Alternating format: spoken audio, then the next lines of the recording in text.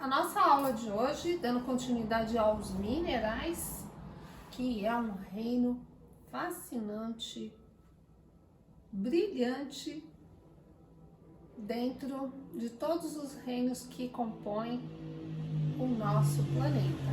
E o reino mineral, nós diríamos que é o único reino que nós temos de concreto que habita não apenas na Terra, mas no universo. Então, o elemento hoje que nós vamos estar trazendo é o ferro.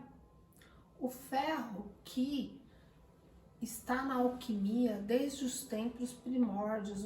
O ferro tinha uma importância muito grande em outras épocas, onde existiam muitas guerras, muitas lutas. Todos esses artefatos eram compostos de ferro.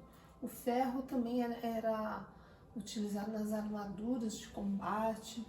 E ele sempre representou o quê? Muita força, muito poder, robustez. E o ferro também é um elemento que faz parte da composição química do nosso organismo. O ferro, ele é muito importante no nosso sangue. A falta de ferro traz a anemia e é importante nós trazermos o ferro nesse conteúdo da homeopatia. Como nós trabalhamos dentro da homeopatia falando do que? Da energia, nós entendemos toda essa similitude do ferro dentro das nossas vidas. O ferro, ele simboliza a firmeza. O ferro, ele não dobra, ele é rígido. As personalidades de ferro são rígidas, pessoas que não têm meio termo, ela se mantém no conservadorismo e toda a parte hierárquica muito forte, os valores sociais, os sentimentos do elemento ferro, do remédio ferro, traz essa pouca versatilidade em estar mudando, em se alterando. Então, o que nós podemos extrair daí? Aquele estado onde o indivíduo não muda. Você utiliza diversas ordens de energia e não tem resultado. Então é o momento de nós já estarmos pensando no ferro, enquanto um indivíduo intoxicado com esse elemento. Convém estar investigando se no dia a dia dele ele não tem esse movimento, esse envolvimento com o ferro. E o que podemos mais estar falando aqui do ferro? Vamos pegar aqui o livro, né, que eu já coloquei, que nós adotamos, que é o livro da Matéria Médica Homeopática do Carlos Brulini. Vamos ver aqui o que é colocado enquanto sintomas. Ferro é adotado como um símbolo de robustez, obstinação, aquilo que eu falei, inflexibilidade, sintomas orgânicos, rosto vermelho, vivo, né? O próprio ferro em si, enquanto composto, ele aquece facilmente, ele recebe bem a energia, ele segura, ele retém energia. Então, é comum o indivíduo também com essa similitude ferro estar vermelho, estar com as extremidades pulsando, a parte da faringe, laringe estar bem propenso a se desestabilizar de acordo com a temperatura, com congestão. Olhos vermelhos, tudo que traz o que? Esse calor nas extremidades. Ele se alivia muito com água gelada. né? Que é aquilo que vai acalmar justamente o ferro. Tem muitas cãibras, urina involuntária, né? Levando em conta o quê? Que o ferro ele é um condutor também, uma vez que o indivíduo nessa similitude vai se relacionar com o meio, toda a sua extremidade é propensa a ser um condutor de energia. Assim como as temperaturas, assim também acontece com a urina, com as fezes, que tem diarreia, arrotos, tudo aquilo que tem contato com o exterior tem facilidade de sair, por ser o quê? Um condutor. Flatulência, a pele muitas vezes é mais clara, muito mais pálida, né? Levando o quê? Aquela condição de condutor.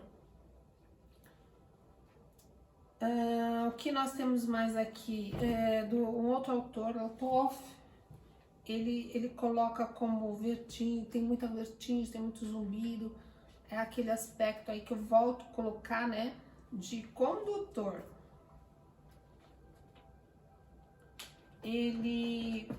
Os aspectos de ansiedade. A ansiedade é uma coisa difícil até da gente colocar, porque ela está muito presente em quase todos os desequilíbrios, né? A gente considera o quê? Que o principal desequilíbrio ele começa no mental, e é da mente que vem as situações físicas, né? Psicossomáticas. Quanto aos miasmas, como que a gente coloca aí? Na psora, ele tem muita fraqueza de energia, levando em conta mais uma vez aí o que? Essa conexão com o externo. Então a fraqueza perde energia por ser o que? Um condutor, ele não segura energia, ele é condutor. Mas ao mesmo tempo ele é rígido, ele não quebra. Então, aquele estado é permanente. A rigidez no emocional, né? A psora traz muito conteúdo de emoção, então aquela rigidez, aquela energia bloqueada está no ferro.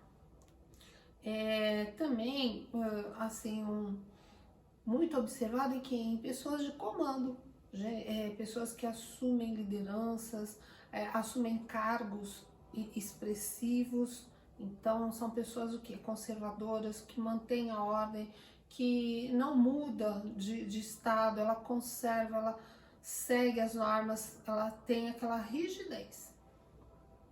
Então você vai estar encontrando essa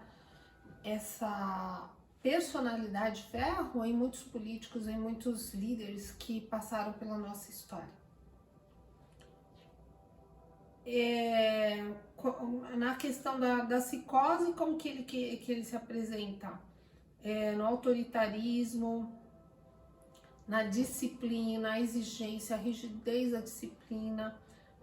Na sífilis, que a gente comenta também, ele tem a anemia, né? Que a sífilis ela se caracteriza muito pelos aspectos do sangue, principalmente.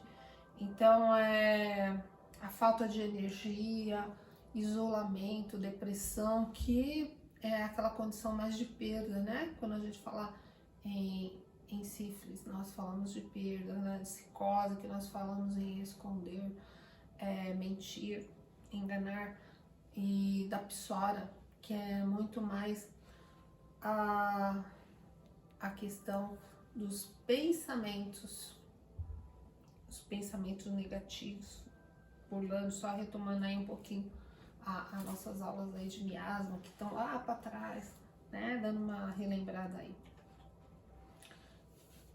Os aspectos mentais, é uma pessoa assim muito sensível. Essa sensibilidade é o que? Nas emoções, muito vulnerável emocionalmente, essa vulnerabilidade de absorver aquela provocação, aquela situação, ele responde rapidamente, que é típico do ferro, essa conexão. Se irrita com as mínimas coisas, né? Então ele absorve todo aquele conteúdo que vem do ambiente, ele absorve e não tem aquela versatilidade de trabalhar esse conteúdo dentro dele, passar por um filtro, repensar. Do jeito que ele recebe, ele também devolve, sem muita flexibilidade. Ele se envolve com muita situação, apresenta alguns rituais, bem ritualísticos por vezes, até mesmo esses rituais, por ter uma dificuldade de se mudar, de se reformar. Então toda essa rigidez vai apresentar na característica de um indivíduo com esse aspecto do ferro. O ferro ele é muito bom em que situações aí para a gente estar harmonizando? Nos casos de anemia, principalmente, de irredutibilidade, aquela situação que não muda, que você quer dar uma quebrada, de conservadorismo,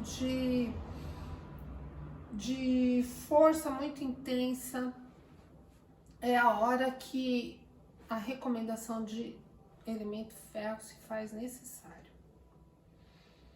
Aqui no nosso livro tem um caso que eu vou dar uma lidinha. O sujeito aqui está colocado como RTF. Ele tinha o que? Diarreias constantes, principalmente à noite. As diarreias, prostrações, desânimo. Que é o que? Aquela situação de receber o ambiente. Quadros, dores de cabeça e quadros anêmicos. Dor de cabeça por quê? Porque a cabeça é dura, a cabeça não muda. Então, naquele quadro de estar repetindo. Então, é um quadro também de anemia. Atitude mental, oscilando em atitudes agressivas, muitas vezes muito desastroso, tempestuoso, oscilando para quadros de desânimo. Comentou ter medos, pressentimentos, falta de confiança, transpiração, aquele detalhe de estar perdendo, perdas de líquidos, esfíncteres também, diarreias, flatulência.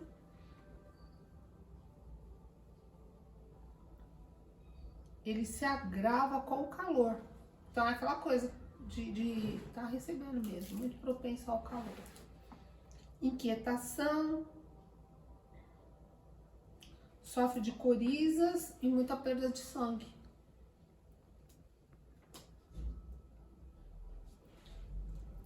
O que mais que tem aqui? Pulmões livres, ruídos, ausência de edemas,